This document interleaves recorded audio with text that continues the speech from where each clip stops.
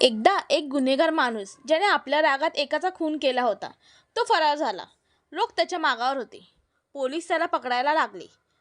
पळता पळता अक्कलकोटच्या दिशेने आला. मनात अपराधाची जाणीव होतीच, शरीर थकलं होतं, पण आत्मा अस्वस्थ होता. तो थेट स्वामींच्या आश्रमात पोचला. स्वामींना नमस्कार करत तो ओरडून म्हणाला, स्वामी, माझ्याकडून खूप मोठा अपराध घडला आहे. मी खून केलाय. आता आयुष्य संपलंच आहे, पण शेवटी तुमचं शरण घेतोय. सभोवतालचे लोक ओरडायला लागले, रागवले, म्हणाले, असा गुन्हेगार इथे काय करतोय? पण स्वामी मात्र पूर्ण शांत होते.